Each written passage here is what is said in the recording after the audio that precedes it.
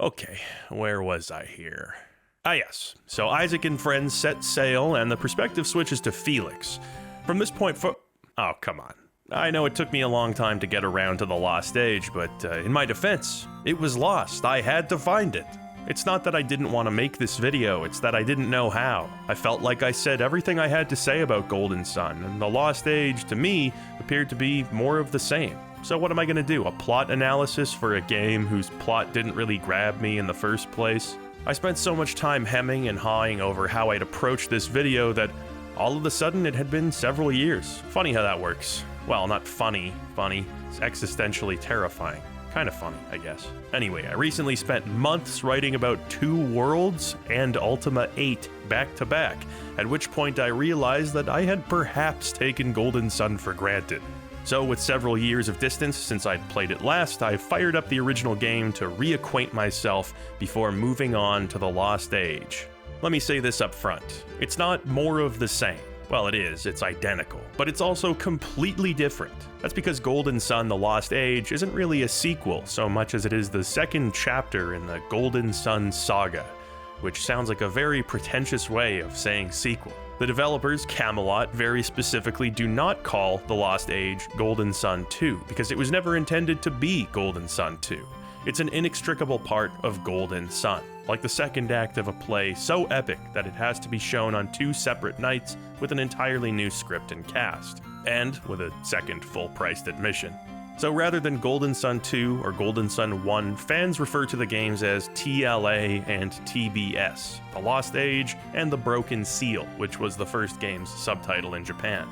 In the earliest prototyping stages, Camelot still planned on releasing the 2 as one title, but as the scenario was finalized, lead writer Hiroyuki Takahashi realized playtime would crest the 100-hour mark, which he doubted was, quote, appropriate for a handheld title.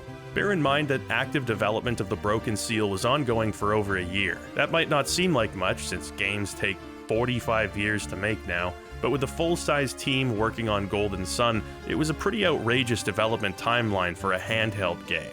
Thus, it was decided early on that the titles would be split. In the end, it proved to be a wise business decision, as The Broken Seal was released at the right place and at the right time. As a relatively early GBA title, the game almost served as a proof of concept. This little system was capable of shouldering a full, console-quality RPG experience. For that fact, the game was showered with praise on release. It ultimately sold over 1 million copies internationally, winning awards and acting as a system seller for many. Thanks to that precedent, there was an air of anticipation surrounding The Lost Age, doubly so due to the first game's cliffhanger ending. What was a short while ago an unknown title from a developer best known for games you play with your little cousins at a family gathering because they weren't allowed to play Perfect Dark after Aunt Sheila walked in while a realistic getting shot in the dick animation was playing out, was now a prestige series.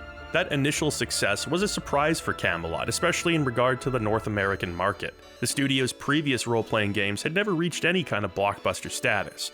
Being one of few Sega Genesis RPGs, Shining Force developed a healthy but still niche fanbase. This all but fell off completely with the series switch to the Saturn, which did poorly in the West. Camelot's greatest successes were those that were guaranteed, namely as a result of their partnership to Nintendo.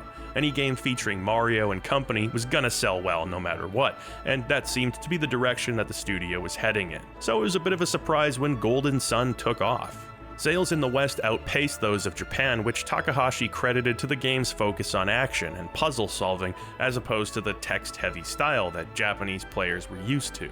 With that in mind, the team decided to work on evolving those concepts in The Lost Age rather than leaning on what had already been built. This led to a longer development cycle than anticipated, as well as a doubled cartridge size, 16 megabytes of read-only memory compared to the original game's 8. The framework of Lost Age was in place. It was now a matter of packing the game full of new tools and ideas so that returning players could be surprised all over again and new players could enjoy the game as a standalone title. Speaking of which, allow me to refresh your memory of the original game's plot.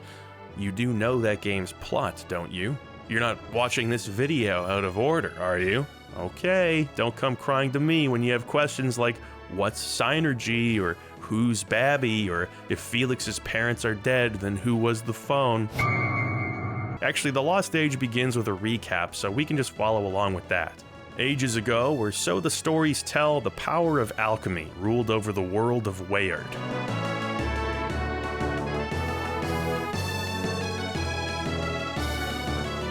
Okay, I'm ready now. Oh, you gotta hit the button. Alchemy wrought the base elements of humanity into thriving civilizations, like lead into gold. But in time, man's dreams gave birth to untold strife. Dreams of endless riches, of eternal life, of dominion over all that lived, dreams of conquest and war. Okay, well, you just finished telling me that alchemy was the solution to man's baseness before going on to explain how all that baseness was just made worse than ever. Make up your mind, text crawl. Actually, this is a long-ass recap. I rented this game from Roger's video as a kid with no context whatsoever. I must have been overwhelmed. There's got to be at least 5 Jughead double digests worth of words here with a fraction of the zany antics. Let me give you the nutshell version.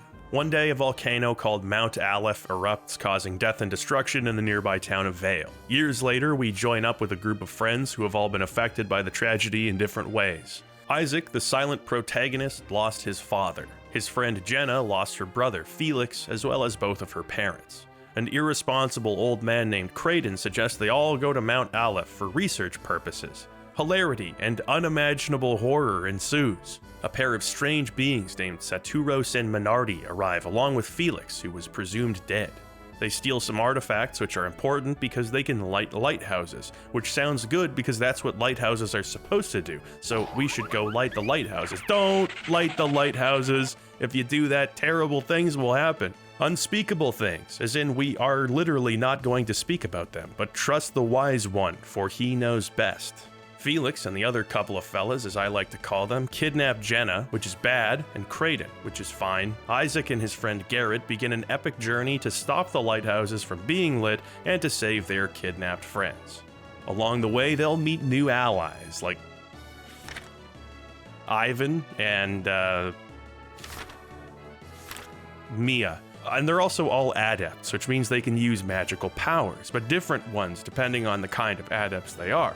Of course, they agree to dispel the curse from the forest of Colima, which involves finding the healing waters of Mercury, of which Alex, another ally, Saturos, was stolen from Ivan, which makes him very upset because his master Hammett needs the rod to stop. Sane was able to impart on Ivan by teaching him the Psynergy ability of foresight. Sunrise to sunset. Sunrise to sun needs to sustain his immortality, but it can only be found in the magical land of Lemuria, which you need a Lemurian ship to get. It wouldn't have been that hard to include me at recess. So it led to an insecurity where I thought people just didn't want to be around me, and Felix, despite his disagreements with Saturos and Minardi, vows to continue lighting the lighthouses, much to our party's chagrin. Isaac and company defeat Saturos and Minardi, then there's a massive earthquake caused by the lighting of the Venus lighthouse. The captive Jupiter adept Sheba falls from the lighthouse, Felix dives after her, locals say the two were caught by the ocean like it reached up to save them. From here, Isaac, Garrett, Ivan, and Mia vow to save their friends, which I'm just now realizing is actually how the entire game starts too. But I digress. If you want to know all the finer details, you know where to find them. The Lost Age picks up where Golden Sun left off, is what I would say if I was lying to you. For one thing, the intro here is taking place parallel to the finale of the previous game, from the perspective of Jenna and Creighton. I like that the Venus Lighthouse theme from Broken Seal is still playing. Kinda carries the energy from that game's conclusion into the start of this new adventure. After a short prologue, it becomes clear that the Lost Age will rather unorthodoxly have you playing as the villain from the original game. Now, throughout Broken Seal, it becomes obvious that not everything is as it seems. Clearly, Felix has a reason to light the lighthouses, and it must be a pretty compelling one considering Jenna and Creighton join in on this plan. Yet, he worked alongside Saturos and Minardi, who made no effort to disguise their malevolence throughout the game. How about an explanation? How about no? The Lost Age really just drops you off in the middle of a completely different story. It offers no long-winded recap of Felix's tale, nor does it bombard you with expository dialogue to catch you up. Our characters speak to one another like we aren't even in the room. Now, with the snap of a finger, the player's goal is no longer to prevent the lighthouses from being lit, but to light them, to To be fair, it's not like the Wise One really told us why we need to stop the lighthouses from being lit. I guess it just goes to show how pliable we all are. It's weird and it's jarring, but there is something inherently cool about inhabiting the villain halfway through a JRPG. Being able to exercise control over a character immediately humanizes them and makes them more relatable. Mind you, Felix, after yapping all the way through the original game, has now taken a vow of silent protagonism. Isaac has the talking stick in this game, allowing Felix to become a fitting vessel for the player's agency. And by agency, I mean answering no when Kraden asks if we should help someone, and then being told by him that we're going to do it anyway. Silent protagonists are a staple of the RPG genre, especially true of the pre-2000s breed, but Golden Sun handles it in a really unique way. Unique, though not altogether unheard of. In fact, if you comb through Camelot's own gameography, you'll find that they pulled something similar with the Shining Force 3 trilogy. You'd be forgiven for not knowing that, since back in the day, you'd need to own a Sega Saturn, and not one but 3 rather obscure games, 2 of which were never released outside of Japan. But they've since been fan-translated, so you have no excuse. Seriously, Shining Force 3 kicks ass, you should really play it. Anyway, across that trilogy, you play as 3 characters, a different one in each game. While acting as the player's agent, they remain silent, but become free to take a more active part in dialogue during the events of the other 2 games.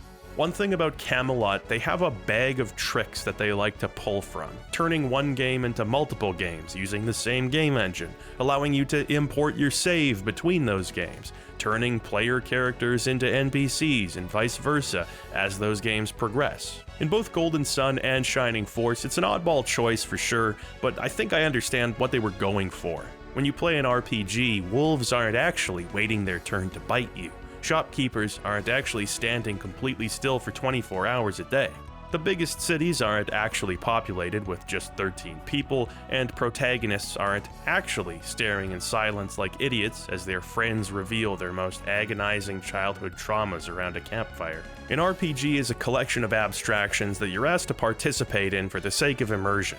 In the case of a silent protagonist, the entire purpose is inviting the player to identify with the hero by imagining what they'd say instead of having those thoughts and emotions imposed upon the player. There is an inherent video gaminess to this idea of playing pretend. Personally, I've never found it to be a hindrance. I can't think of a time where I thought to myself, man, I wish my guy was talking. But that's the thing in cases like Shining Force or Golden Sun. My guy was talking. I didn't make him do it. He just unhinged his mouth and out it came. In fact, Felix has one of the more defined personalities of the characters in the original. Now I'm being asked once again to treat Felix like a self-insert, but he's not really in any sense. Isaac worked for this purpose because we followed his story from early childhood. I understood his goals and the circumstances that drove them.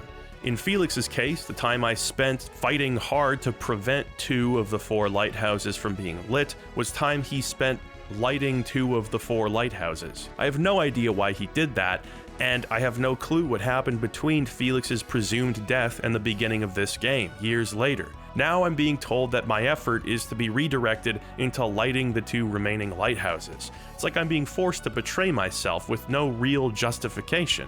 Having a self-insert protagonist whose motivations are completely different from your own creates a weird sort of dissonance. I can understand on this basis why some people would be bothered by Felix becoming a silent protag. It's a fun idea, but there's not really much of a point beyond some vague notion of consistency across games. I think it could have been cushioned a bit by having some flashbacks or something to earlier events which explains why we should want to light the lighthouses, but we don't really get that. It reminds me of old school CRPGs where you're dropped off in the middle or even at the conclusion of an epic story which is exclusively told in the game's manual. The only difference is that the story isn't told in the manual here. Since this game begins during the previous game's finale, we get to witness the aftermath of Venus Lighthouse's activation. A peninsula where Jenna, Alex, and Kraden are waiting is torn away from the mainland after a massive earthquake.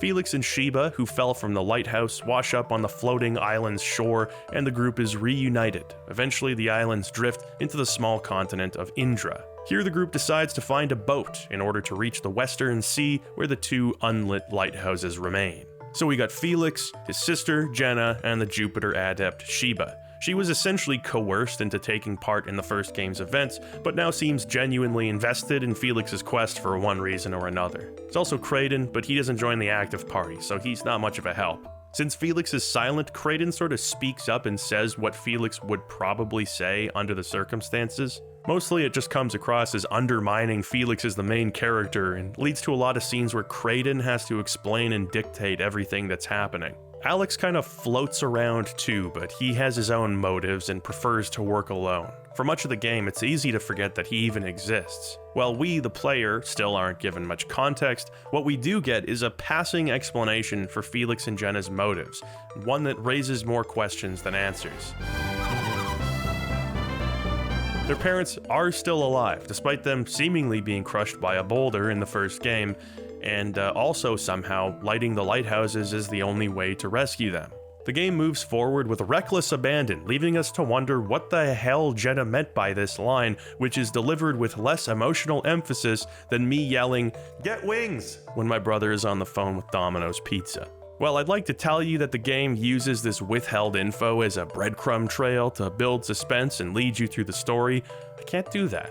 The Lost Age keeps the player at an information deficit for a long time, much longer than necessary to build a sense of mystery, and long enough that it impedes the momentum of the plot. It's one of this game's unique weaknesses compared to the original.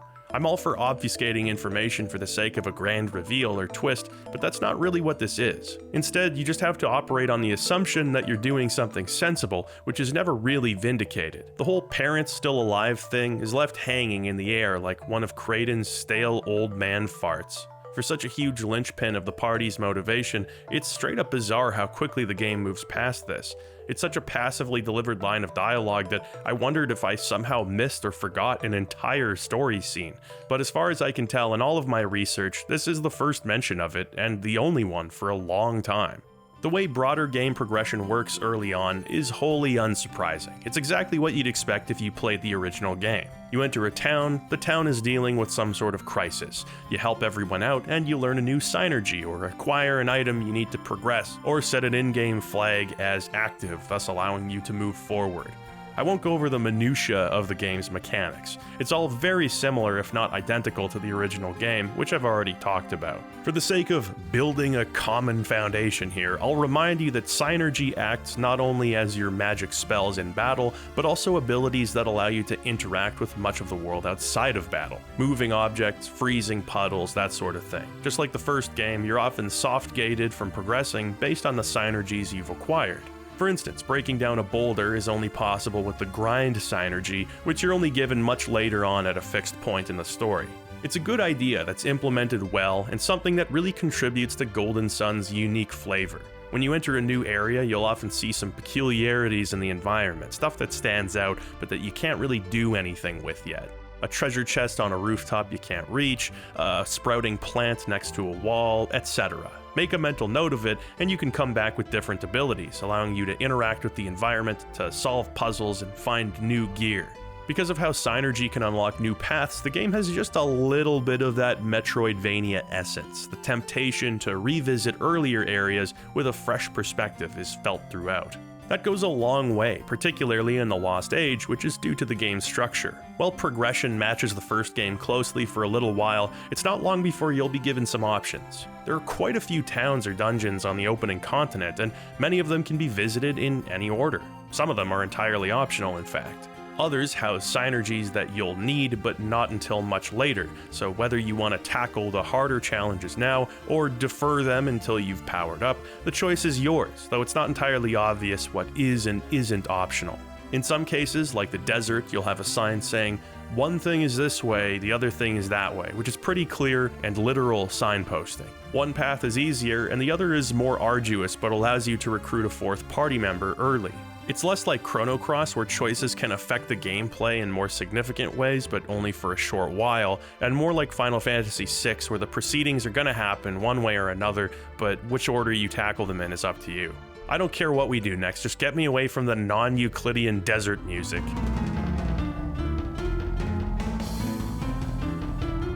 Oh, Sakuraba, you and your deathly allergy to standard time signatures. At least you don't have to stop and cast Reveal to find oases in this one.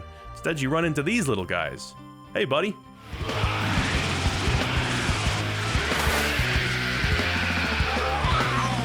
Jenna, there's a time and a place for the critical hit animation, and this was not it. Much of the game is light on story, even more so than the original. Again, the goal is to find a boat. Far be it from our team to pull a Glenn and simply declare, "I need to borrow a boat."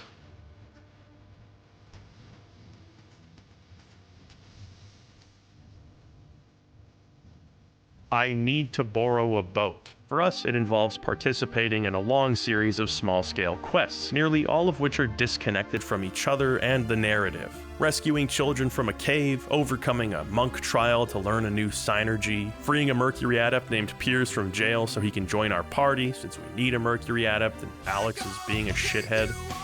Some of our reasons for doing these things are arbitrary, others are more rational. It's fine. I think I made my peace with these localized conflicts being largely irrelevant to the greater mission by the end of the previous game. It's a bit like Pokemon Silver. Your goal is to defeat Count Chocula in hand-to-hand combat, but you have your Team Rocket escapades, your sick Ampharosis's, what have you. Golden Sun is no worse than Pokemon in regard to that relationship between the narrative and the game scenario, which is not a strong compliment, I admit. The difference is that Golden Sun really does bill itself as a story-heavy RPG.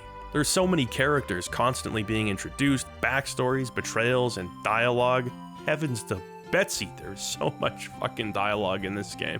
Just like the original, the vast majority of it isn't really saying anything particularly substantive. It's full of declarations of the obvious and reiterations of things we've already heard. The party can't move forward until each character has assented verbally with their own set of text boxes and smiley faces. Teamwork makes the dream work, but it's a dream where you move really slowly and your teeth fall out. I found it more tolerable here than the original game. That's at least partially because, for me, these two games have been separated by no less than 13 Ultima games, which has increased my patience toward long text chains. But I also think the character writing is a bit better in The Lost Age. The original party is a cast of young, plucky, agreeable adventurers who'd be impossible to pick apart if not for their character portraits. Here you got some variation in dialogue. Jenna is short-tempered and easily flustered, Sheba is a bit haughty at times, which makes sense given her upbringing. Kraden, while the designated party genius, is often buffoonish. Alex, whose allegiances are still unclear, comes across as domineering and cold as time goes on, and Piers is... In the game, these might sound like exclusively negative traits, but the reality is, like the original game, everyone is basically just affable most of the time, so a bit of static is actually a good thing. Most characters still lack personality. Many of our interactions feel like the sort of surface-level conversation you'd have meeting someone for the first time at a dinner party. You shake hands, you smile, you avoid directly heading into a topic of depth or expressing your feelings unfiltered until you've built up some rapport. Fascinating. That small talk has its uses, but when you can never move past it, it becomes exhausting. That's what makes retail work a pain. You're subjected to repetitive surface-level conversations all day long. You gotta smile. I hate to say it, but Golden Sun can often feel like that. You rescue a pair of kids who've been trapped in a cave. When you rescue them, they don't express anything that would make the conversation interesting. Instead, it's like the most facile child dialogue you can imagine. My stomach's growling up a storm. What are you, in the buttercream gang? That's garbage. You choose who you are. I'm trying to be your friend, so don't you accuse me of being selfish. Well, who asked for your friendship anyways, huh? You did, that night at my house. Well, I guess it was pretty Fuck stupid Golden Sun, of I'm you, watching wasn't it? this. I'm a Should've realized buttercreamer you now. sent me a- There's a solid minute of dialogue here, and most of it is, really? Yeah, I see, indeed. What do you get from Kraden? They're gone. It was nice of you to help them.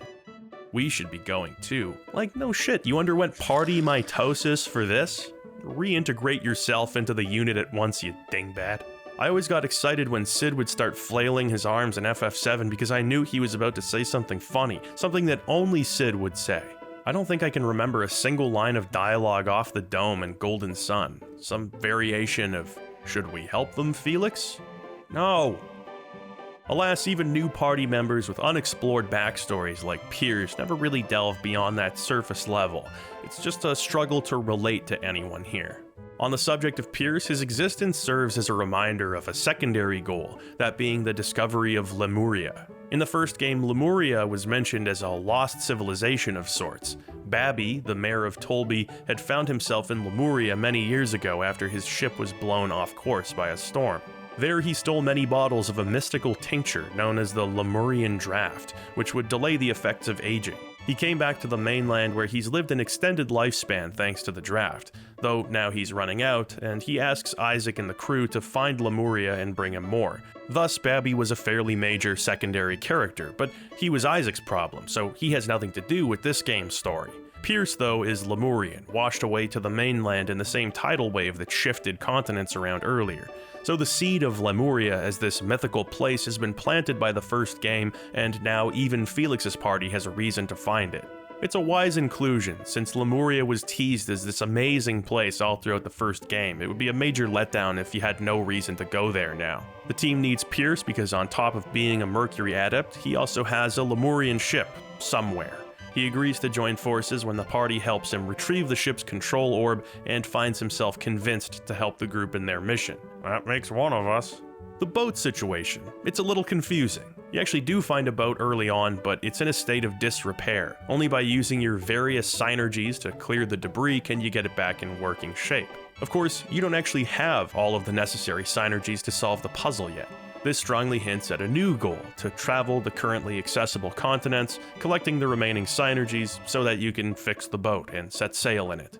In fact, that seems so obviously like the logical next step that you wouldn't even question it. But this is not the correct boat. This boat has nothing to do with anything. Well, at least not right now. The boat you want is somewhere else. Stuff like this creates some early game confusion, especially given how many areas are optional to explore. Coming off of Golden Sun, which was pretty straightforward, the Lost Age can feel a bit aimless at times, like you're not entirely sure whether it's time to move on, or stick around, or even backtrack. The wrong decision inevitably results in a lot of random battles as you hoof it around the world map. Now for my part, I like Golden Sun's combat system, simple as it is. It only does a few things differently, but those things are implemented well and separate the game from other turn-based titles.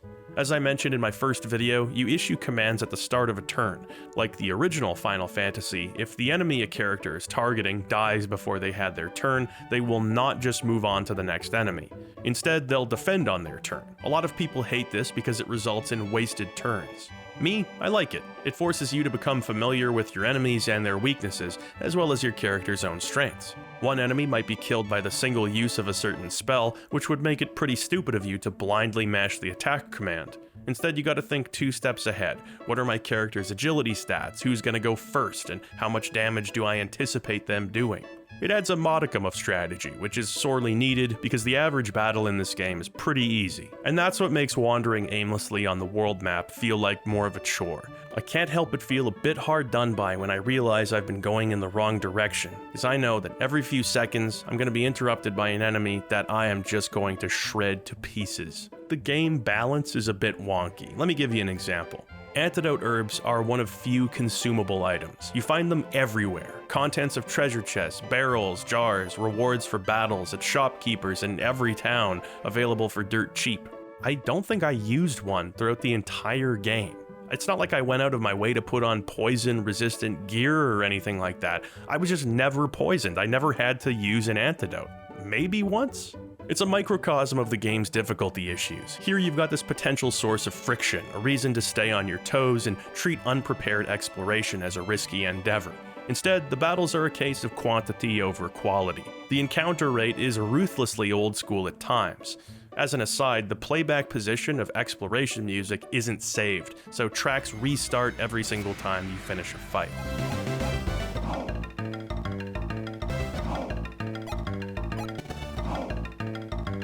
There's some great dungeon tracks in this game, but you're going to be intimately familiar with the first 7 seconds of them. Now, to the game's extraordinary credit, as in the first, encounter rates differ from room to room. In this case, that means the frequency of random battles is dramatically reduced in rooms where puzzle solving is a factor. It's a very inspired and appreciated decision. I feel like lesser developers wouldn't have bothered, not only because it's just more work, but also because more battles extends playtime, which, looks good on the back of the box. Sort of like how I'm extending this video's runtime by introducing you to today's sponsor, BetterHelp. I'm kidding.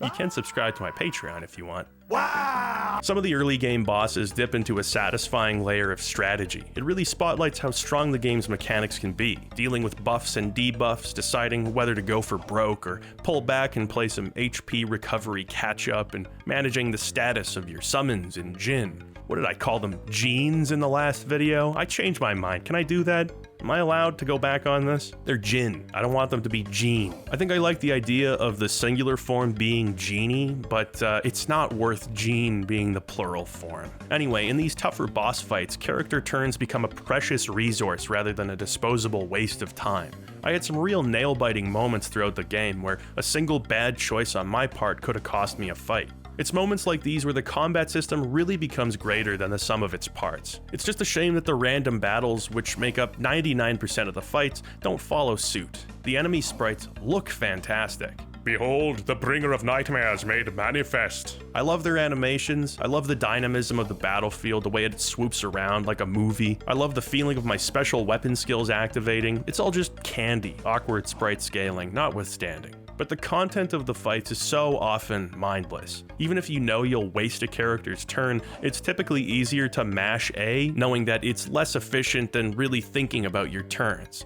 That's like the JRPG equivalent of shooting a crate in a survival horror game instead of pulling out your knife and using it. You know some difficulty tweaking needs to be done if you're at this point.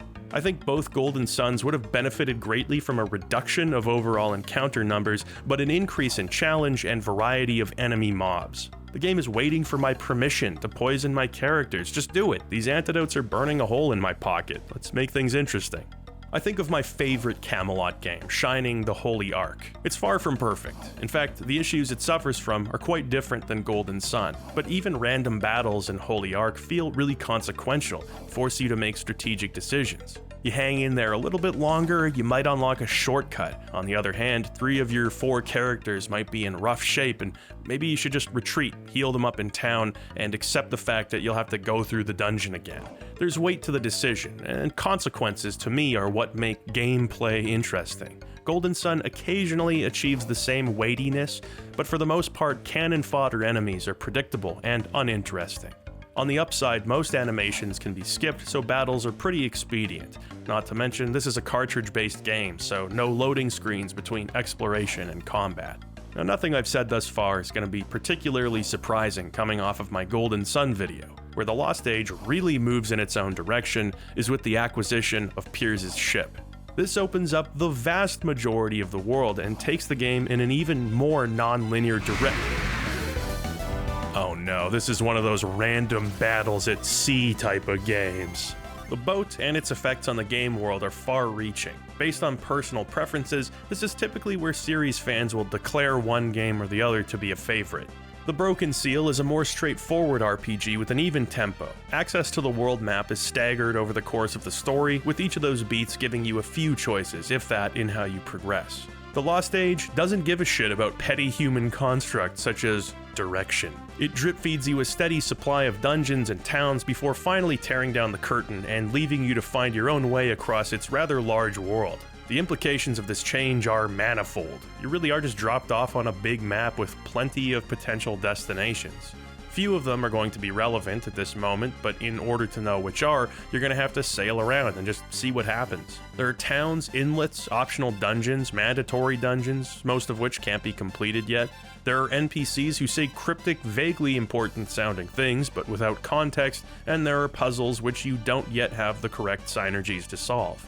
There are villages dealing with problems, but it's not necessarily clear how to solve them, if you can solve them, or why you should solve them. This non-linear structure, combined with your newly gained access to the world, turns your stomping ground of the Great Eastern Sea into a big puzzle that has to slowly be unraveled as you go to the right places, speak to the right people, and pick up all the bits and pieces you need to progress. This is a major sticking point for a lot of people, and that's totally understandable. The Lost Age relies heavily on you having a lot of time to just dick around, hitting your head against the wall and trying something else. In that sense, it's once again reminiscent of those old-school CRPGs, which predated typical JRPG conventions. You're meant to spend summer break getting lost in this world, literally and figuratively. You essentially have no choice but to talk to every person you see, enter every house, leave no stone unturned. This involves traversing a large ocean on a comparatively slow-moving vessel, dealing with random battles the entire time. If you have your pick of the litter when it comes to RPGs, then this could all be a pretty big ask, investing in a game that shows so little regard for your time and sanity. Not to mention, I thought the story was fragmented before. That's amplified to the extreme now. Even if you do everything from here on out in the quote-unquote intended order, there will still be extended periods of time, like hours and hours, without so much as a mention of the narrative or any of our characters' goals. Hell, the first thing you hear from Kraden after boarding the ship is, "We can go anywhere we please, so let's explore a bit." And, I mean, yeah, that's the implication of having a boat. You know, the implication. You've said that word implication a couple of times. What implication? Well, the implication that once you have a boat in an RPG, you should take some time sailing around, finding secrets, and completing side quests. Your characters should all be verbally gung-ho about stopping Sephiroth or whatever, but you're not actually gonna do that. Because of the implication. But Golden Sun's cast talks like they just scored tickets to a Royal Caribbean cruise. There's no urgency whatsoever to save Felix and Jenna's parents, and also the world, or to reunite with Isaac, who, as far as this party believes, thinks that they're all dead. It speaks to Camelot's priorities. I can't say one way or the other what was going on in the Golden Sun writing room, but the story feels ad hoc at times. It seems like they had a plot outline, but in terms of the localized stories and dialogue between characters, it doesn't come across as meticulously planned out per se. Rather, it seems like Takahashi wrote it as he went. There's nothing inherently wrong with that. John Hughes banged out The Breakfast Club in a weekend, but The Breakfast Club didn't take place on the high seas, as awesome as that would be. The structure of this open ocean and the scale at large really strains the game's cracked story foundation. It's clear the priority here was to refine the gameplay and give the player a lot to do, and that came at the cost of everything meant to be a vehicle for said gameplay. So you're at a crossroads with Lost Age. You've already played for hours by the time you unlock the boat. At this point, you have to ask yourself whether it's worth persisting when the story is obviously going to spin its tires for much of the runtime. That is also in spite of how much dialogue you'll have to put up with. I wouldn't blame you for bouncing off the game at this point. But if you persist, you'll be rewarded with a truly great adventure. I don't like how the story takes even more of a backseat than the original, but I cherish this game's openness, at least many parts of it. I've played some intimidating RPGs in my time, but I was still taken aback by how much faith Camelot placed in its players. There's just so much to discover here outside of the main story. You can find forgeable materials hidden away and rusted weapons in shallow pools across the ocean. Bringing them to a blacksmith, you can turn these into rare pieces of equipment that are much more powerful than anything you could buy at a shop.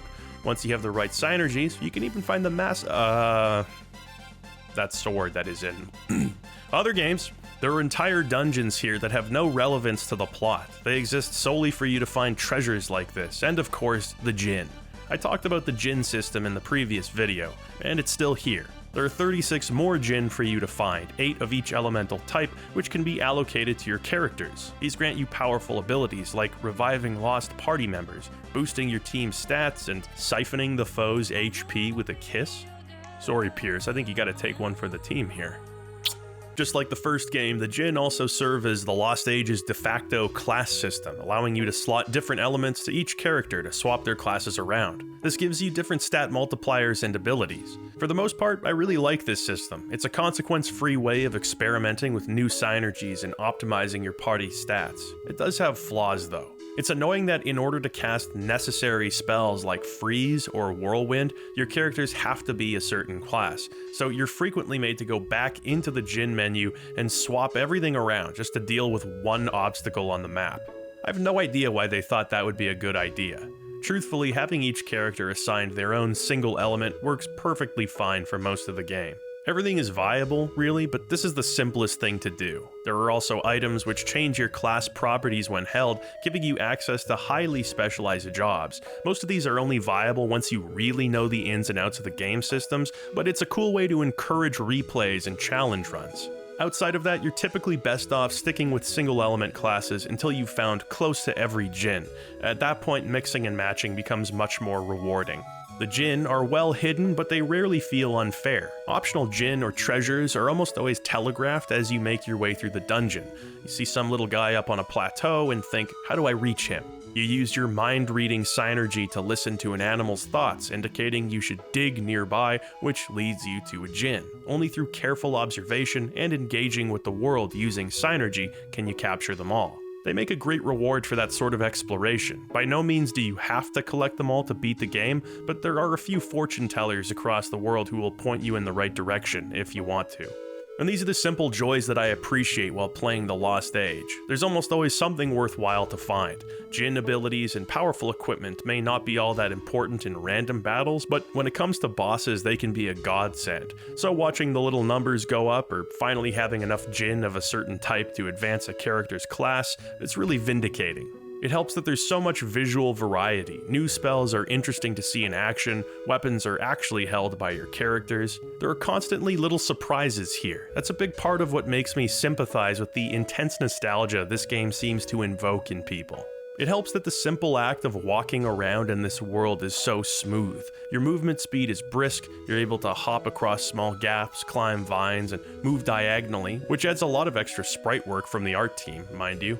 All of the basic animations are really carefully crafted to give you a feeling of control and momentum. From the 2D camera's movements to your character's actions, there's sort of an eased, bouncy motion applied to everything. It's very characteristic of Camelot's work and makes basic navigation feel good, which I would say is an accomplishment in a top-down, handheld 2D JRPG. This is a genre where movement is often taken for granted, but something as simple as rigid directional control or sticky collisions can create a shroud of annoyance over top of the whole game. Ease of movement is important considering all of the puzzle solving and thus backtracking you'll be doing in this game. There's a lot of it, and it doesn't even suck. I love puzzle dungeons in my JRPGs. When done properly, they greatly value add to the structure of these games. Some might consider them to be disruptive to the narrative, but the good news here is that we're talking about The Lost Age, so there's not really that much narrative to disrupt. I think that Golden Sun as a series might feature the best puzzle dungeons in an RPG, full stop. One of the first dungeons you'll come across is Ayers Rock, which has become quite notorious for how long and involved it is. Using Psynergy, you have to carve a path through this canyon, scale a cliff face while avoiding whirlwinds, travel back and forth through a multi-level area.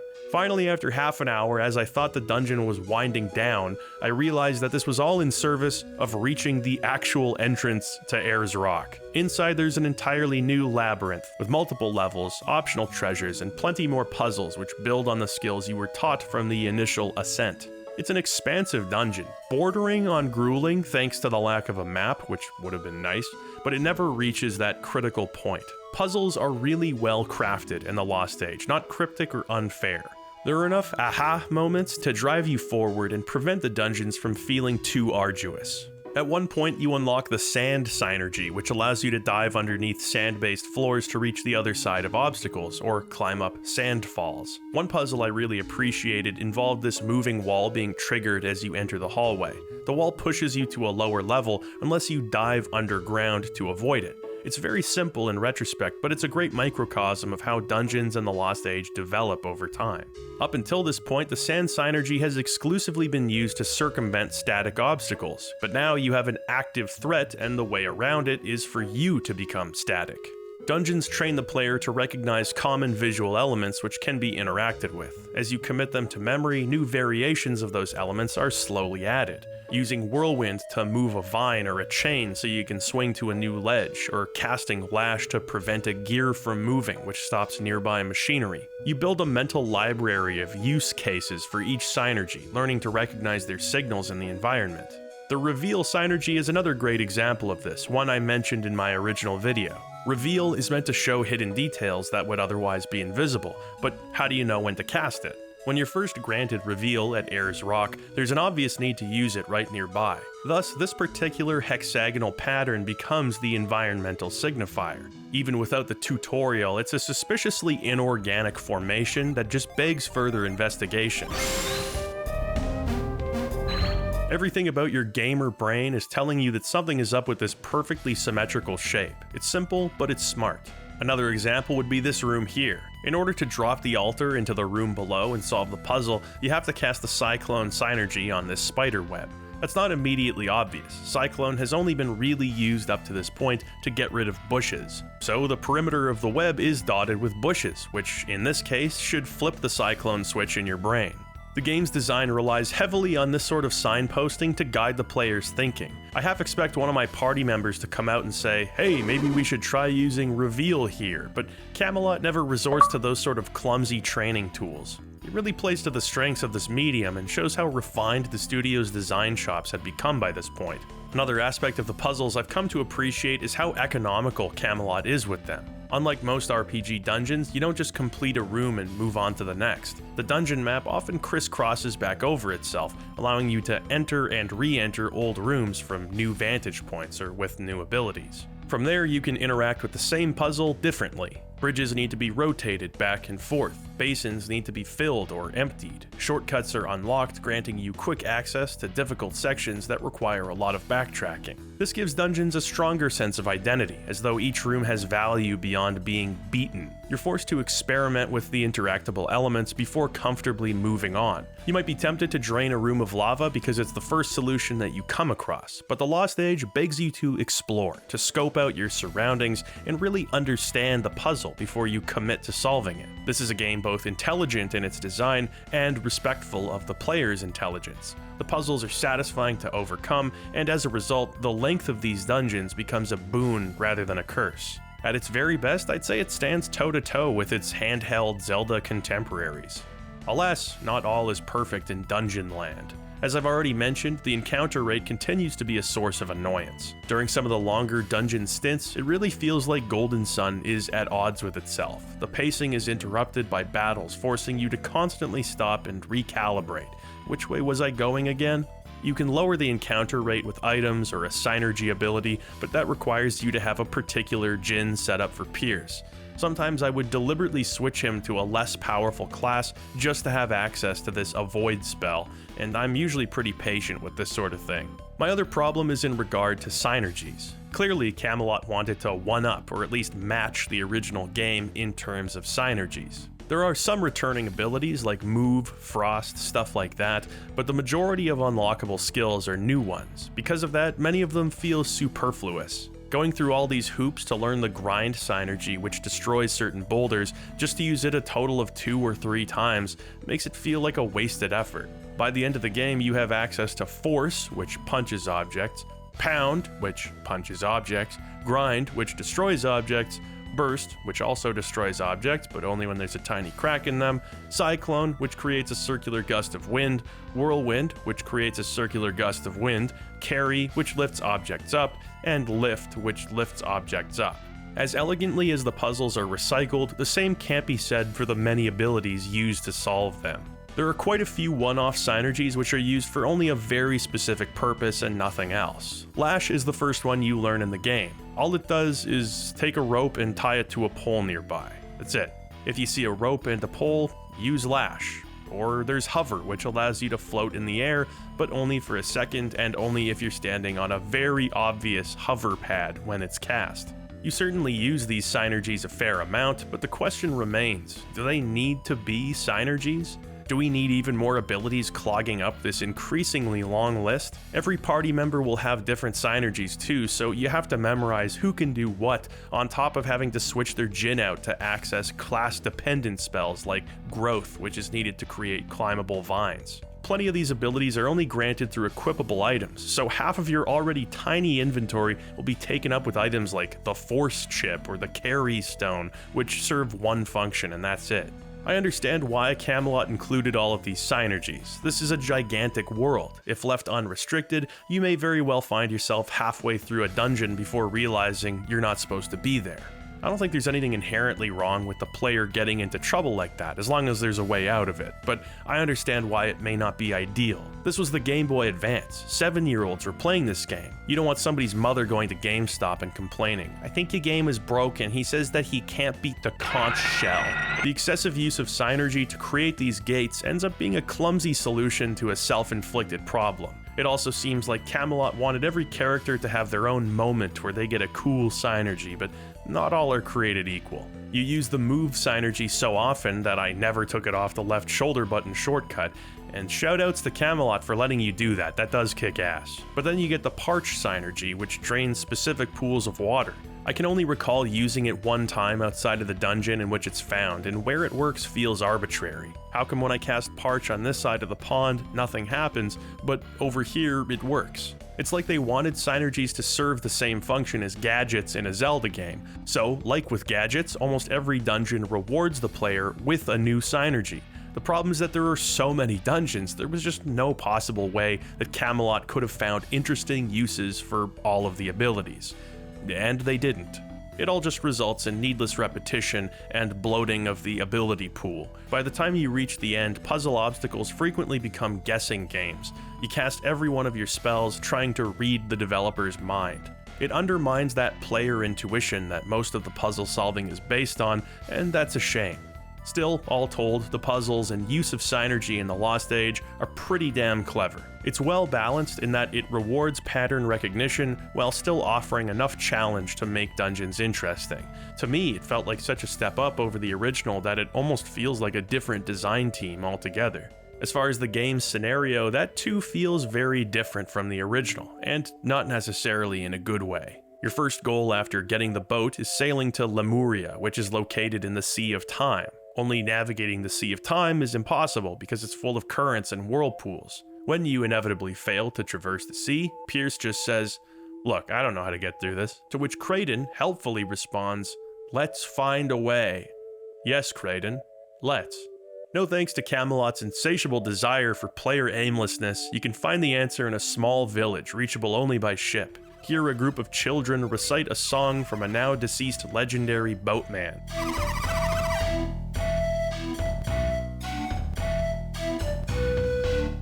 Do you have any Megadeth? The song is obviously a set of instructions to overcome the Sea of Time. By carrying out the specified actions, you can temporarily halt the currents and pass through. You have to time everything just right or you can get carried away, and it's not a quick trip. At the end of it all, you encounter a boss, the mythical Poseidon, who is completely invulnerable to all of your attacks, spells, and Jinn abilities. Now, we didn't get any direction as far as navigation goes, but surely, the game is going to give me at least a vague hint about how to kill Poseidon. Or maybe it'll tell me to kick rocks. It's not a weapon nor a spell that breaks through Poseidon's invulnerability, but a trident. Not the one he's using though, a different one. A broken one, broken in 3 pieces and scattered across the entire world, but not scattered in a way that would make it easy to recover like the rusty weapons you can find in Shallows. No, it's recoverable by traversing 3 dungeons, one of which you've already been to and are liable to have forgotten about, and 2 of which are brand new and among the most complex and expansive dungeons in the game. This harkens back to what I was saying about the whole plot-gameplay dichotomy.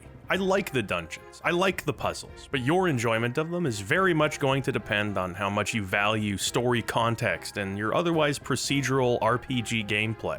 There are maybe 3 NPCs in the entire game who mention the Trident, only one of whom you'd reasonably bump into after acquiring the ship. They don't mention it with any specificity, mind you, just enough to get you thinking about finding it. Of course, that would be contingent on you already having made your way through the Sea of Time and dying to Poseidon. As fetch quests go, it's just not great design. There's hardly a lick of story regarding the Trident, as in what its powers are, where it came from, what have you. When you find one of its 3 pieces, your party members don't say anything. You really haven't been given a reason to look for it, it's just a thing that you have to do. And you can do it completely out of order, making it even more confusing. You go through a long-ass dungeon without explanation and find an item called Right Prong waiting for you at the end. What is it? A weapon for a certain character? A relic that you'll need later on? Nope, it's a key item that you need right now, and lacking that context makes the Trident quest feel a bit slapdash. I know, you beat the game without a walkthrough when you were 8 years old. Well, I beat Hugo's House of Horrors, okay? So let's not turn this into a contest. All I'm trying to say is that when your world and your objectives are as open-ended as this, direction should be prevalent to compensate for the openness. I didn't need to be told every step in the original Golden Sun because the path forward is fairly obvious, and even then, I felt like I was always aimed in the proper direction. The Lost Age comparatively makes you feel like you're at a disadvantage for not having a walkthrough by your side, which is a shame considering exploration and discovery are its strong suits. It does give you an excuse to jump into the game's side quests, almost all of which are surprisingly substantial. You've got dungeons full of crafting components and Jinn, the obligatory trading quest which has you finding animals across the world and mind-reading them to see what item they need. Ring it up, this is the third game I've covered on this channel where you ride on the back of a turtle, and the second Camelot game, weirdly enough. Like I said, they have a tickle trunk full of motifs they like to use. The Lost Age also places a much greater emphasis on summon spirits than the original game. To summarize this very weird system, you can only summon a spirit if their requisite Jinn are on standby.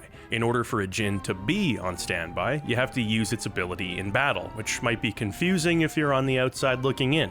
Jinn and summons are different things, although you can also summon Jinn, but that's another separate thing. So if you want to summon Zagan, you need to use one Venus Jinn and one Mars Jinn. Or you can manually place those Jinn on standby before the fight. In this way, you're not MP limited like most RPGs, which might make the summons sound overpowered. But the trade-off is that by placing Jinn on standby, you're essentially unleveling your characters by making their classes less powerful. The more Jinn a character uses in a fight, the more their class will be downgraded. This means markedly worse stats and also the loss of precious high-level spells. The upshot is that once you summon a spirit, the Jinn will enter a cooldown phase and become active again after a few turns. Like I said, it's a pretty friggin' weird system, but it's cool. I like that the game places less of an emphasis on MP. This frees you up to use your summons more often, but the cost is your long-term survival. In some of the tougher battles, it becomes a matter of careful strategy. You want access to your summons, but that means spending turn after turn weakening yourself and hoping you aren't killed. You might be desperate enough to just start casting all of your Jinn at once, regardless of their effects. Other times, you might be very careful to save Jinn that revive your team or debuff enemies. It's like a dance where one wrong move can result in you spending the next few turns mopping up your mistakes, or even just losing altogether. What makes the summons different this time around is that they aren't limited to one element, and they don't unlock automatically as you collect Jinn. The original game has 4 summons for each type of adept. This time, they're all mixed and matched, and many of them are found by exploring optional caves and finding tablets.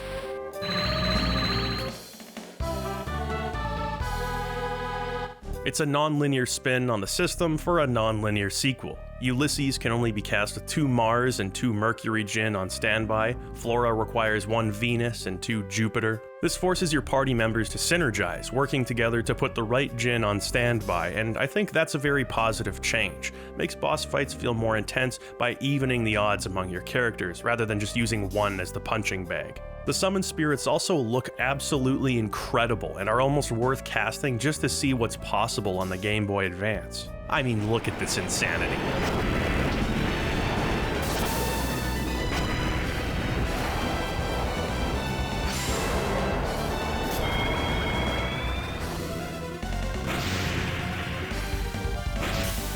You summon a giant mech that launches missiles from afar. My characters are in an underground cave. How are the missiles even getting here? I don't care. It's a JRPG summon animation. I don't got to explain shit. Just when you think it's over, like 3 turns later, another bigger final missile lands on them and does even more damage. That's the coolest thing I've ever seen on a Game Boy screen. Famfrit shooting lasers on the battlefield, that's pretty cool, but there's something about an ICBM showing up 3 turns later. It's the RPG equivalent of putting an exclamation mark at the end of your sentence. There's just nothing more to say. Other than what am I supposed to do with these 3 prongs? Shortly after setting sail, you find the village of Yalam, home to a master blacksmith. He can take ancient rusted weapons from the bottom of the ocean, make them sparkle like new. He can take mystical ores and imbue them with power heretofore unseen. This blacksmith is the blacksmith of Weird. And also, he's not the blacksmith that you need to reforge the Trident, because that would reward you for deductive reasoning, and where's the fun in that? Instead, you have to get the trident reforged in the fortress of Champa, located as far as humanly possible away from Yalam. There, you learn of a forge run by a woman named Obava. None of your party members say anything about the forge possibly being used to repair the trident. You're not tipped off during the story about the great Champa forge across the seven seas. When it comes to this part of the game, everyone is a silent protagonist. So you get there and Obaba isn't taking visitors. She's sad because her grandson, Briggs, left the village on a boat long ago and she hasn't heard from him since. Briggs. Something about that name sounds familiar. Wait, I remember Briggs. He's a pirate guy I fought like 30 hours ago. Well, he's in jail right now, so what am I supposed to do about this? It's at this point that you're supposed to clear the debris from that ship we found earlier. Again, there's no real reason to do this other than it's just a thing that you can do. There's no indication that doing it will allow Briggs to escape from prison, yet in clearing it off, the next quest phase is triggered and Briggs escapes from prison. He sets sail back home to Champa on his newly cleared ship. It's such a non sequitur. The only person who shows any interest in the boat being repaired is, well, us back when we still needed one, but the town mayor, who demonstrated himself to be a huge piece of shit. Rather than reining these threads in, our objectives feel more arbitrary and disconnected as we move forward. This is the rare JRPG where you might actually have to take notes. You just never know what seemingly unrelated snafu from earlier might be necessary to progress. The storytelling takes a more prevalent role at this point, for better or for worse. Alex reappears with a distinctly more evil temperament than before. Then, because Saturos and Minardi were killed in the last game, a new duo of freakish reptilians is wheeled in to act as the villain stand-ins, Karst and Agashio. I have to say, it's quite the storytelling choice to introduce the villains dozens of hours into the game, but hey, they're here. It's all very weird. The conversation is played as though we should have expected the heel turn from Alex, but it kinda seemed to come from nowhere. Bear in mind, Felix and the gang were the ones who spent all of the time with Alex during the previous game, and no suspicions were ever really voiced. He's more or less normal, then all of a sudden he's like, "Felicitations, weaklings. We are here to force you to light the lighthouses, just like you were going to do anyway." The rationale is that without Saturos and Minardi putting pressure on them, the group wouldn't feel motivated to complete their task. But we were told that the lives of our parents hang in the balance. Wouldn't that be sufficient pressure?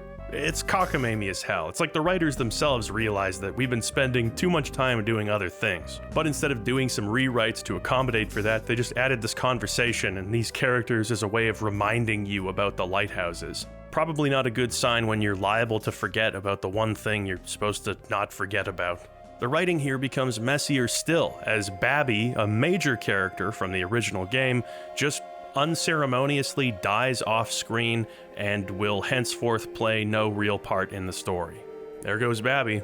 Following this, the party defeats Poseidon and enters the ancient city of Lemuria, and it's all very cool. But Babby was the vehicle for our Lemurian knowledge for the entirety of the first game, so the triumph is sort of undercut by the fact that Isaac and company have failed in their mission. I mean, it's not like Babby was a good guy. He basically imprisoned Sheba and enslaved an entire people to build him a lighthouse, all for the purpose of stealing. But Kraden, as it turns out, was mentored by Babby. Babby is the whole reason that Kraden is researching alchemy, so you can infer that Babby, facing his mortality, became desperate, justifying unethical means to secure the Lemurian draft. But it doesn't matter. None of this matters. Babby's dead, and I've already spent more time ruminating over it than the game does. Talk about having the rug pulled out from under you. On the upside, reaching Lemuria is exciting. A mysterious city shrouded in fog, surrounded by whirlpools and guarded by an ancient deity. Took a lot of work to get here, but we're here. Sadly, the city is in a pretty dreadful state. It used to be a bustling, vibrant place, but it seems some alchemical imbalance has caused its decay, though precisely how that is left ambiguous. In this way, entering Lemuria is actually a pretty big disappointment, but an intentional disappointment. What initially seemed like a high point ends up reinforcing the fact that the world is in a really bad way right now. The Lemurian Senate argues over whether to maintain their isolated, protectionist ways or to open themselves up to the broader world in hopes of finding a path forward. The senator preventing any kind of change from occurring is named, and I'm not kidding, Conservato. He just barely edged out Progresso in the last election. God help us if Anarcho Transhumanisto ever wins a seat. It's a pretty sad place. The music is sad, the people are sad. Piers is now sad because his mother literally died of a broken heart after he was washed away to sea. The only thing these people have to amuse themselves with is a game where they lock sea creatures in a small enclosure and throw rocks at them. No wonder Poseidon hates you guys. Look at how you treat the voices of his choir.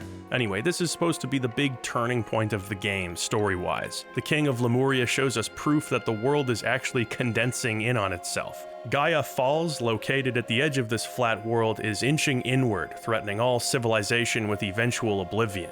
With the power of alchemy sealed, the world itself is hibernating, shrinking, and weakened. Though we were already going to light the lighthouses to save our parents, and to avoid being bullied, I guess, we now have a more existential reason to do that. Apropos of that, Felix and Jenna's parents' imprisonment is finally mentioned, and only mentioned. Apparently, the Fire Clan kidnapped their parents during the events of the original game. Couldn't you guys have said that much earlier? You go into this thinking your burning questions will be answered. Why haven't Jenna and Felix taken the opportunity to explain their motives to Isaac? What is the Wise One's hope in keeping the lighthouses capped? Will Head? Even with that one motivation-related question answered, more questions are raised because of it, but the conversation moves on so quickly that you get nothing. Stop giving me story if you're not going to tell it. The functional purpose of this whole visit is acquiring the Grind Psynergy. This grants us access to the entire Western Ocean, another large piece of world map to explore. That's great, and it makes the game's already expansive world even more impressive. It does present a problem with exploration, though. The way the map is designed is very labyrinthian. Via reefs and mountains, you're gated from entering certain continents, or more often, forced to use specific entry points. You want to go to Tundra Tower over here? You have to bring your ship all the way to the other side of the continent and then hoof it the rest of the way. There's almost always a specific place where you can drop anchor, forcing you to follow the game's intended path. Because of this, the world map itself resembles a big maze. Just the act of finding a town necessary to progress the main story can often be annoying. There's no real reason to gate you from some of these places like the game does. Yet, you have to move around an entire continent to find one specific tributary which leads you to the same place that you could have been if there just hadn't been a couple of rocks in the way. There are a lot of side quests and activities that have you going to earlier towns, which means making these journeys repeatedly and frequently. Until you unlock a later upgrade, there's only one path between the Eastern and Western Oceans, so say you find a rusty weapon. Going back to the blacksmith and getting it restored means a really long trek complete with random battles the whole way. From a design standpoint, it feels maybe like a half-hearted attempt to add puzzles to the world map itself, just making moving around more interesting. I can understand the rationale, as there's not a whole lot going on in the game's world map, but it just ends up feeling like a big waste of time and discourages you from passively exploring the world. Thankfully, you'll eventually equip your ship with wings, which allow you to temporarily hover over certain obstacles and avoid random encounters. Not to mention, there aren't too many locations to visit in the western half of the world, so unlike the retreading of steps, the potential to get truly lost is limited here.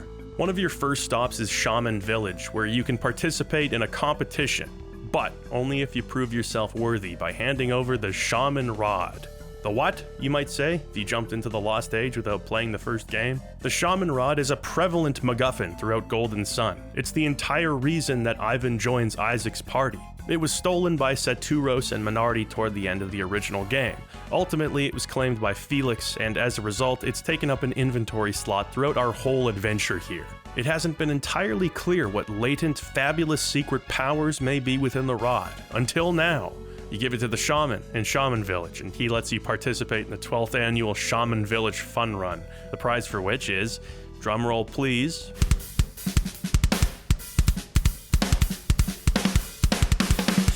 can we get a drum roll from someone who isn't Motoi Sakuraba, please? It's a gently used 1991 Saturn SL2 with a new Psynergy in the trunk. That's it? That's the tale of the Shaman Rod? Even the fortune tellers in-game don't have anything to say about it. They must have had bigger plans for this thing, but they ended up at the bottom of the ocean next to Babby. So all it really does is give you access to a trial to prove your mettle, a race against the head shaman to see who can reach the mountain's peak first. This competition serves as the sort of Colosso stand-in, down to the little map showing you who's ahead. It's not as clever as Colosso though, since that whole section made use of multiple party members and some strategic planning. It also had kick-ass music. Not to say that The Lost Age doesn't, it has great music. I mean, it's effectively an extension of the original game's soundtrack, which was excellent, so this is really no surprise. On the whole, these games are just feasts for the senses. Camelot is the rare studio with such an artisanal grasp of aesthetics that the way their games look and feel are intertwined.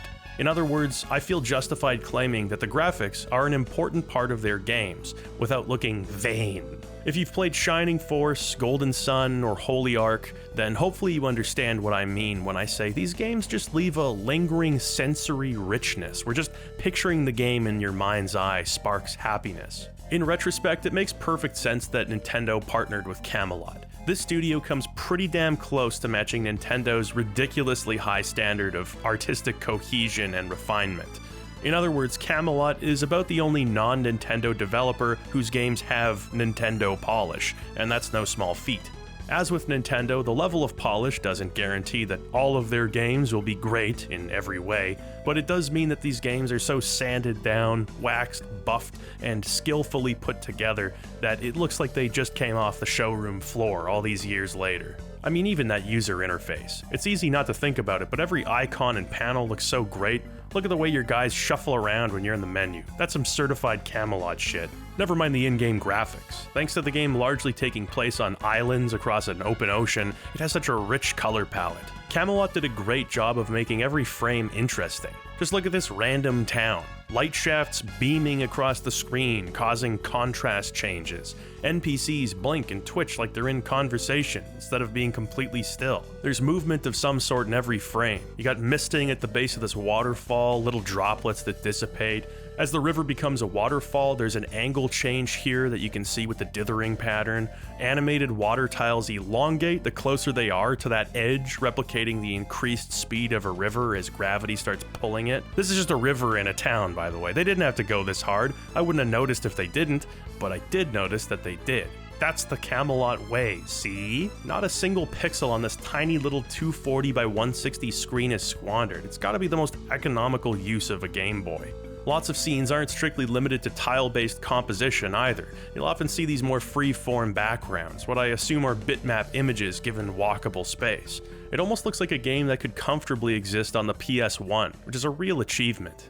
Through its combination of visuals and music, Golden Sun carries with it such a distinctive atmosphere.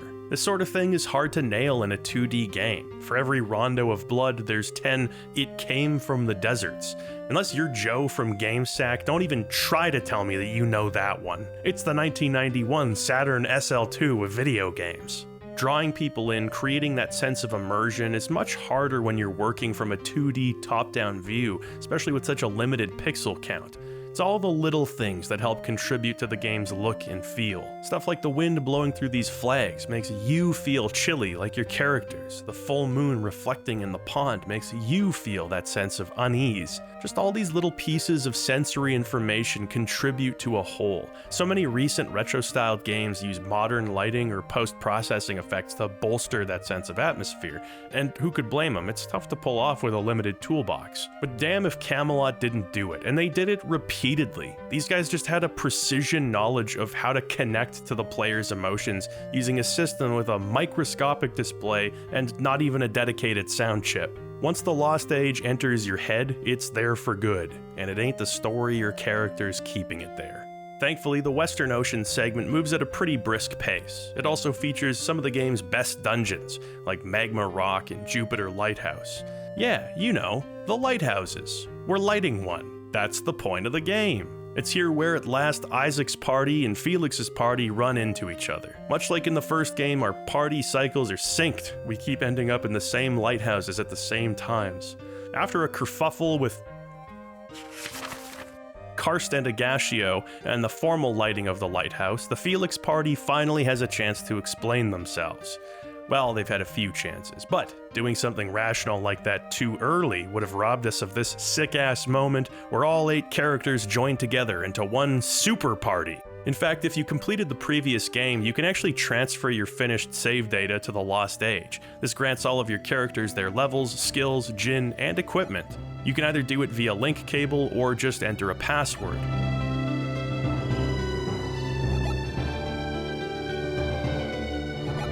a 260 character long password.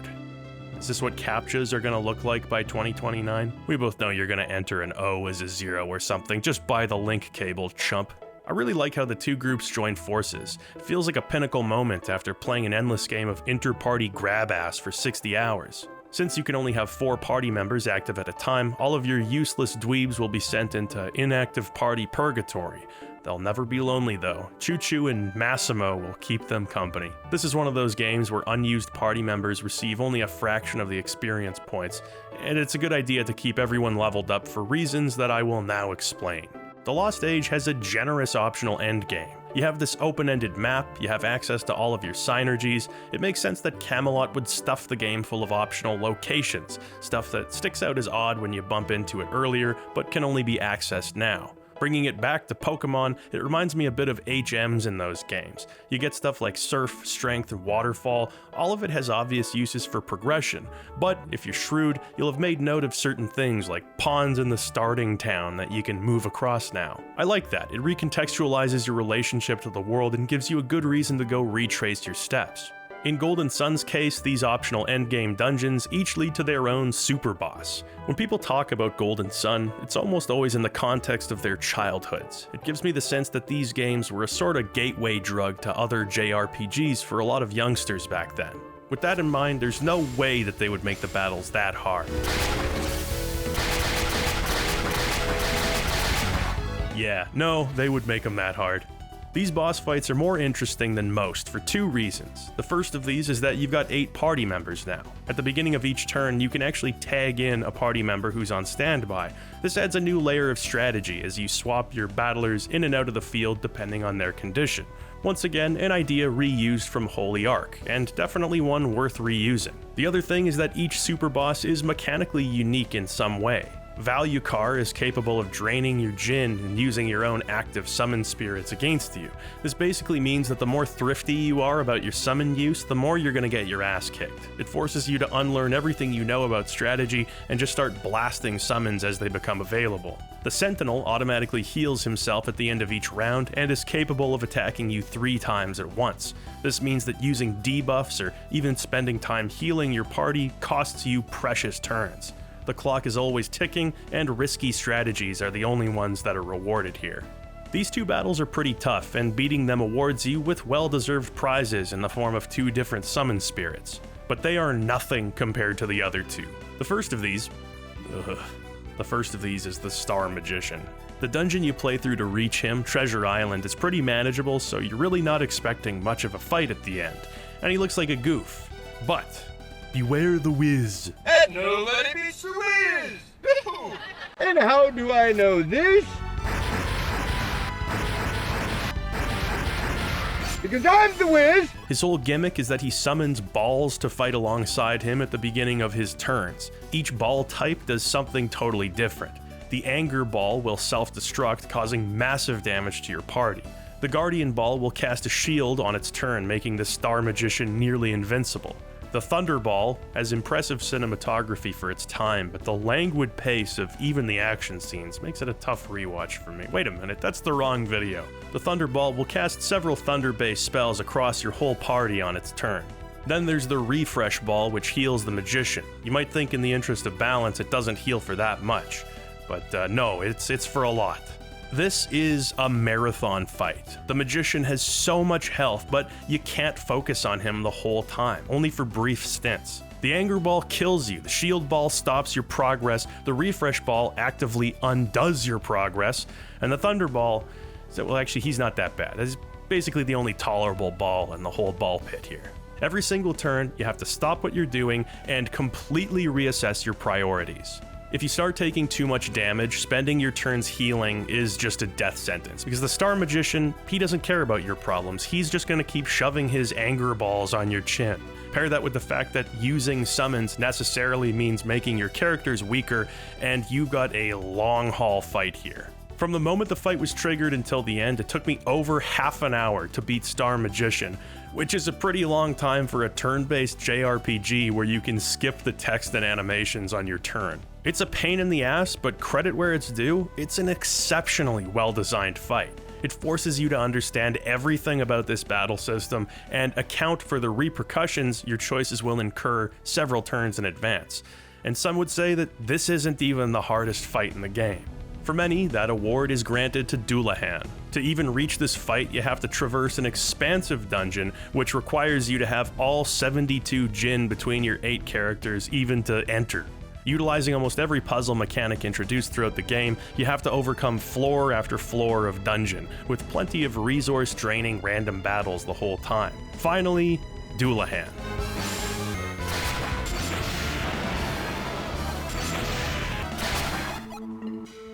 Well, you know what they say, when in Rome, go grind for 16 hours. Thankfully, the dungeon has shortcuts, like 8 of them, in case there was any doubt over how long it is. If up until this point you've been playing the game normally, as intended, yeah, you are grossly underleveled for this fight.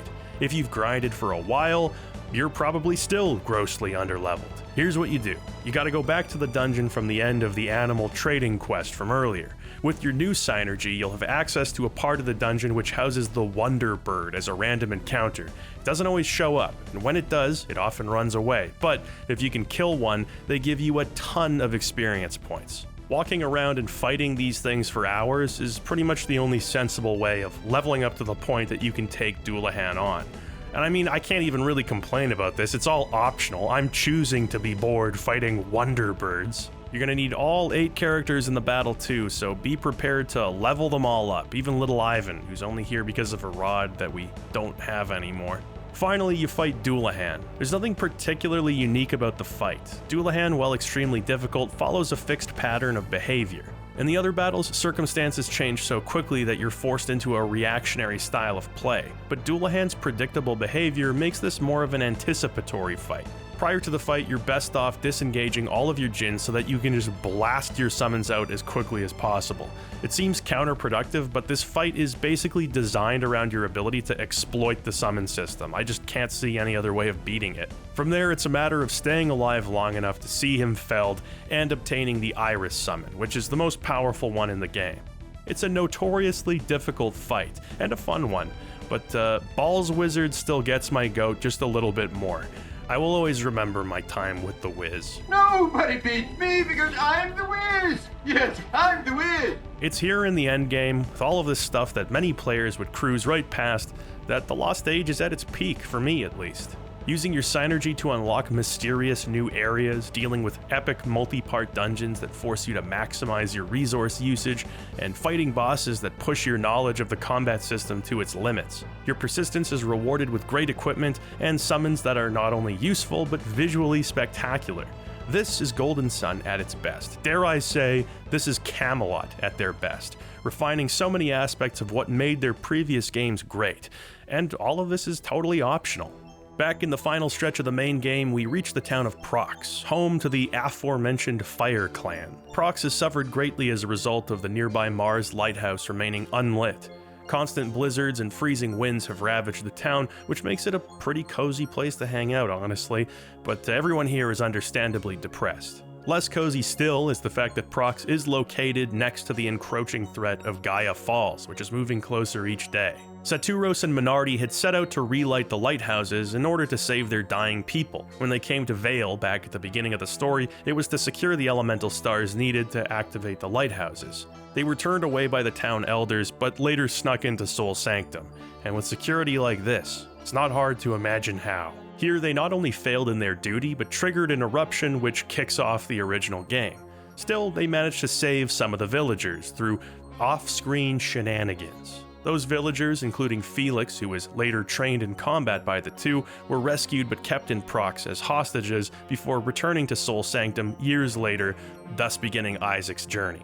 With this context, they become more sympathetic figures, and Felix's complicated relationship with them makes more sense. Still, I can't help but wonder why, instead of looking menacing and saying and doing evil things, they could have tried to explain themselves. In fact, Jenna opens up this game by saying, "Let's explain ourselves to Isaac." Why didn't I think of that before?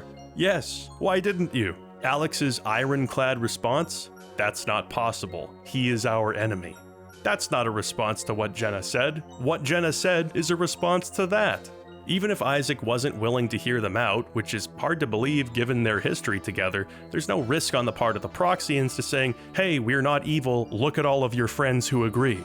Instead, all of their evil qualities were played up, which doesn't really jive with your retroactive understanding of them as the true heroes of the original game. They're trying to save their desperate people? Why does that entitle them to talk about how badass it is that Mount Aleph destroyed Vale, or attempt to annihilate a group of children, or act arrogantly in every single meeting Isaac has with them? Much of the conflict in this saga is predicated on a series of misunderstandings that wouldn't take long to clear up, as evidenced by the fact that it doesn't take long to clear them up. The arrival in Prox as a whole is a great sequence that sells the desperation that these people are feeling. The nefarious ends used by the original game's villains are put into context, and I like that. It's the sort of plot point that not only changes your interpretation of this game's story, but also the previous game, and that's a pretty far-reaching twist. It also touches even the less immediately related aspects of that game, like the party's alliance with Babby. He wasn't a particularly ethical character, and knowing that Isaac was moving against the true heroes makes the alliance seem even more dubious. All the same, we're meant to feel sympathy for Saturos and Minardi, but I just don't. Apparently, even Prox's leadership agrees. We introduce our allies as the people who killed them, the heroes of Prox, and they're like, yeah, well, they had it coming. We would probably do the same. All's forgiven. Why did you send them to engage in diplomacy with Vale, knowing that they're really, really hard to get along with? In the grand finale, the party encounters the Wise One. Okay, what does that even mean, you doddering old man? The Wise One, after nearly 2 full games of silence, has returned to let us know that he's disappointed in Isaac for joining Felix in lighting the lighthouses. It's a little confusing since the Wise One's whole MO is preventing the world's destruction. He claims that the return of alchemy to the hands of the people will inevitably result in those same people destroying themselves. Therefore, he maintains the proverbial cork in the bottle that is the lighthouses. His proof that humanity is too power-hungry to wield alchemy properly is Alex, who is, as we speak, climbing Mount Aleph. For when the final beacon is lit, the Golden Sun, hey, that's the name of the game, will rise over Mount Aleph, and those basking in its light will be granted ultimate power. Way to knock it out of the park, Camelot. I like how the very first dungeon of the saga is given this great significance. Its eruption in the beginning showcases the destructive capacity of nature, which is now represented by the encroaching end of the world caused by the falls. But the Golden Sun represents mankind's own self-destructive tendencies. Power is power, it has no alignment, but those wielding it do. The return of alchemy is a short-term solution, but perhaps no less a threat. Mount Aleph represents man and nature, the tendency of both to destroy. It's also called Sol Sanctum, which is the Latin word for sun. I'm proud of the development staff. They set something up in the beginning and paid it off at the end. Babby and the Shaman Rod walked so that the Golden Sun could run. Alex, despite being the mastermind behind this whole thing, has had remarkably little screen time. I guess picking him for this purpose makes about as much sense as anyone else, and I mean that sincerely. Almost anyone else could take his place, and it wouldn't make that much less sense than him. Briggs, Creighton, Dr. Jacoby, Saturos back from the dead, inexplicably, Lunpa, that guy from the first game who loves lowering drawbridges. You could tag any of them in, and for me the impact would be roughly equivalent. So Alex will become ultra powerful, but the party still has no choice as the world will be destroyed if the beacon is unlit. The Wise One then says, I cannot interfere with the actions of mankind, before directly, emphatically interfering with the actions of mankind. Oh, but if I summoned a dragon, then the dragon would be the one interfering, not me. I don't think it's fair for an eldritch god to operate on the stop hitting yourself clause. It gives him the chance to basically do anything still, just on technicality. Anyway, he summons the 3-headed Doom Dragon to destroy the party, which, despite being over-leveled, I still had some trouble with, I must admit. The music kicks ass as usual. The battle tracks in this game were basically prog metal stuffed into a GBA cartridge, and no matter how much trouble you had to go through to get those summons, seeing Iris in action in one last battle, it's probably worth it.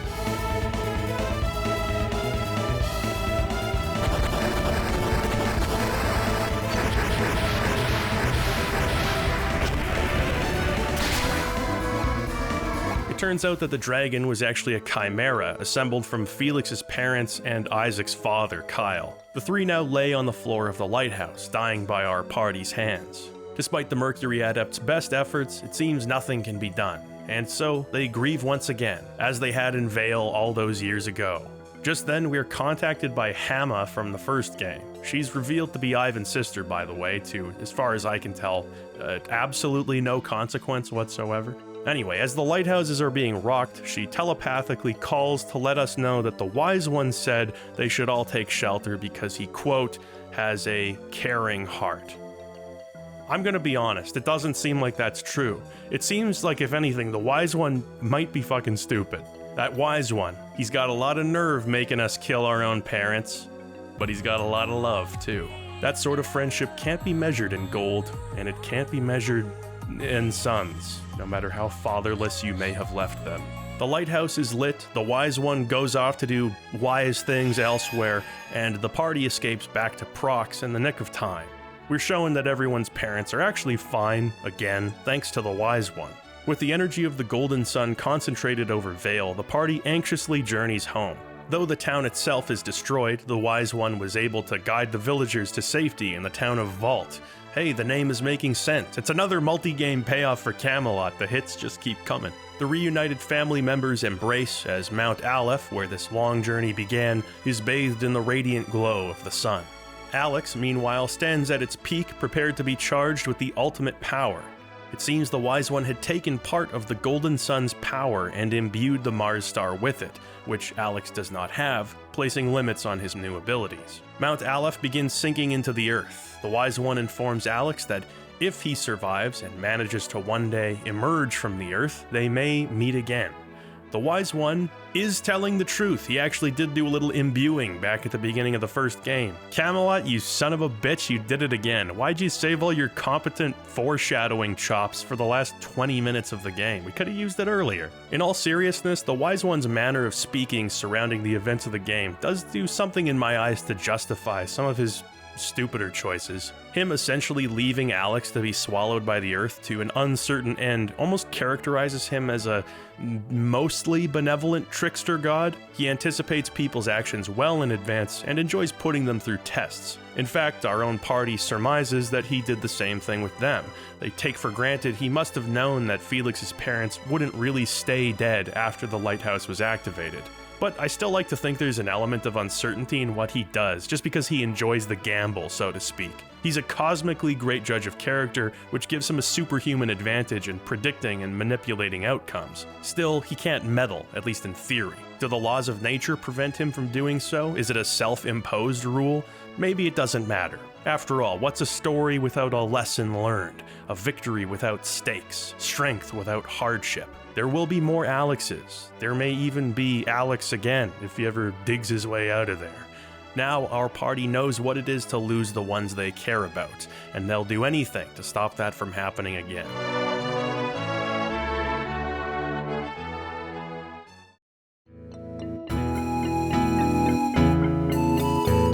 At the end of my first Golden Sun video, I asked whether or not the story of Lost Age could retroactively improve on some of the questions and issues I had. The answer is yes. And no. I had issues with the story of the Broken Seal, but thanks to that game's smaller scale and more linear tempo, the worst of it was a lot more forgivable. The Lost Age is an absolute end-to-end beast of a game, and it's clear to me that writer Hiroyuki Takahashi just wasn't prepared to contend with that. From the beginning, there are issues that are hard to ignore. I do like how the lead is slyly buried regarding Felix's apparent betrayal. After the opening info dump, the game is uncharacteristically quiet. It avoids heavy exposition and leaves that initial mystery hanging there, creating a sense of intrigue.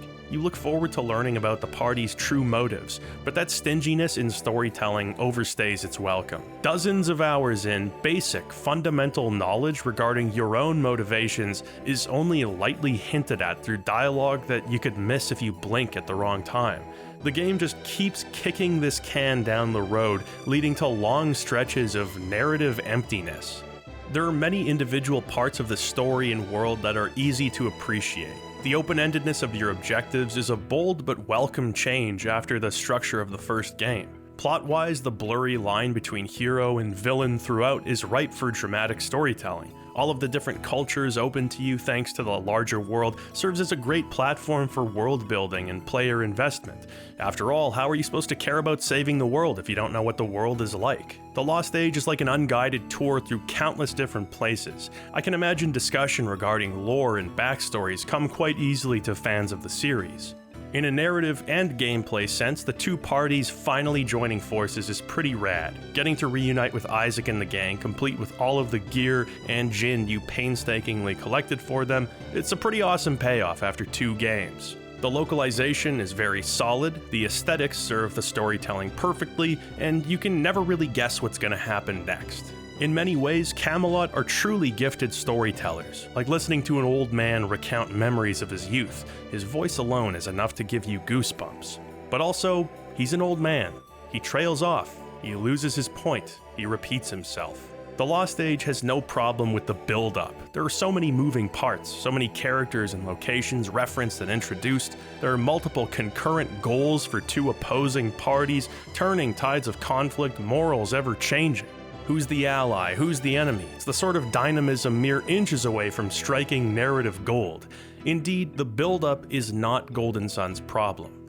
It's the payoff. Major characters dying off-screen, important items reduced to simple trinkets, villains slain and replaced with uninteresting copycats. Just when you expect the story to reach liftoff, you're introduced to a long stretch of silent item hunting. So many of the inciting incidents of the plot come across as conveniences. That makes the conflict itself feel artificial at times. My characters don't seem to care about their parents' lives, why the hell should I? I mean, you got easy pickings for great storytelling here. A village of werewolves reeling from years of persecution, a lost ocean city facing its twilight years, the reveal that a character from the original game is a main party member's sister, but so little of it amounts to anything beyond a momentary distraction. Because the ideas are often creative and fun, there's still story to enjoy, but that enjoyment heavily depends on your ability to see the events of Golden Sun as self-contained rather than as a part of a greater whole. There are simply too many contrivances and questions left unanswered. Sure, you could answer these questions by saying, I think it could be this thing, or I get the sense that this guy may be meant to say something like this. Okay, most of the major beats are slippery enough that you can't really label them as having plot holes. There's enough ambiguity to allow for conjecture. But this is a traditional JRPG, a game so verbose that even its silent protagonist has a surrogate voice in the form of Kraden. Thanks, Kraden. It was an original thought of mine. If you're a fan, then sure, it can be fun, but you shouldn't have to rationalize and infer explanations for otherwise very simple things. I'm not getting paid by Camelot to be a writer. I get paid by YouTube to say controversial things like, Golden Sun sucks. But I wouldn't say that, because Golden Sun is still awesome.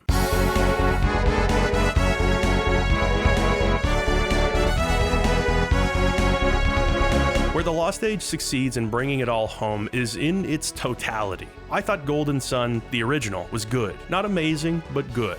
Honestly, that's part of why it's taken me so long to put this video together. I'm enthused by games that are really great, or really bad, or extremely ambitious in some areas. What I didn't realize at the time is that Golden Sun, not any game on its own, but this saga in its totality, is ambitious. It's so ambitious that it's actually easy to forget you're playing a handheld game from 2002. I don't think that makes it fair to give the game a free pass where it stumbles. Of course, each game should be judged on its own merits, but it's impossible to ignore that context. This game is a damn achievement. More than that though, The Lost Age retroactively value adds to the original in a way that I wasn't expecting at all. Part 1 is a modest experience, an intimate JRPG meant to invoke a sense of familiarity, introducing you to the world of Weird. Part 2 is anything but modest. It's downright ostentatious. Bigger maps, bigger dungeons, more Psynergies, more characters, more summons, and against the odds, these things, in a vacuum at least, are all an improvement over Part 1. As often as I was at a complete loss for how to progress, I never stopped being impressed by this game, and I still am. Its puzzles are cleverly designed, its huge world is rewarding to explore and re-explore, and the combat reaches its maximum potential here, making for some of the most satisfying victories I've ever experienced in a JRPG boss fight. What makes it worthwhile, even if you're not coming at it from a nostalgic perspective, as many of its biggest cheerleaders are, is that it's fun.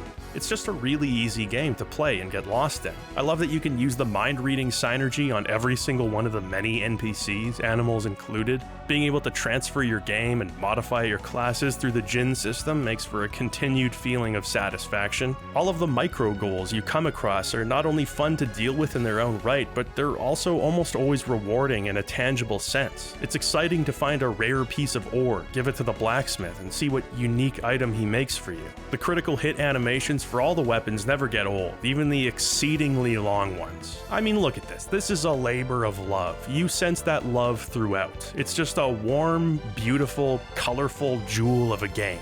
It feels good. On their own, the Golden Sun twins are troubled but competent. Together, they are troubled but great, synergizing with each other in a necessary way.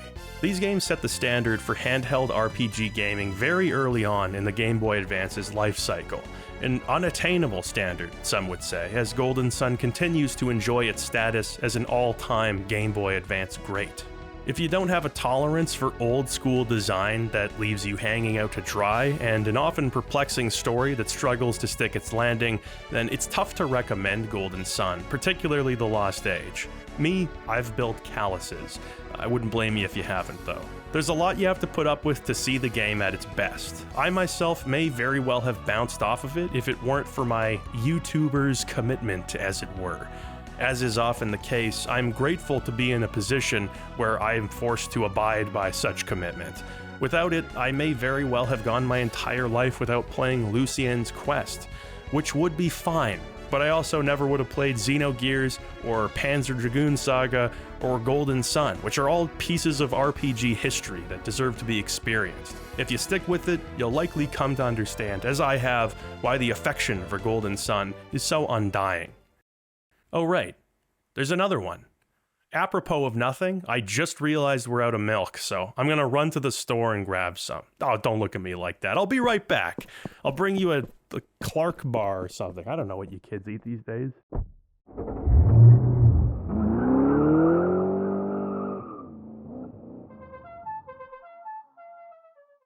This is bad impressions of YouTubers who I like, by the way. This is delivered with nothing but love and respect. Here we go. Welcome back to the Intergalactic Space Arcade. Today, it's Golden Sun, The Lost Age, a game that begs the question, is it really lost if I have a copy of it right here? The Golden Sun games are widely regarded as some of the best RPG adventure-style games on the Game Boy Advance. But what is it about this game that makes it so good? Well, if you've played it, you already know. If you haven't, then the best way to think about Golden Sun is Zelda meets old-school dungeon crawler. Just like Final Fantasy, your characters take turns hitting each other. I never understood why they wait around like that. Take a page from Truxton. It's easier to avoid the bullets when you're moving away from them.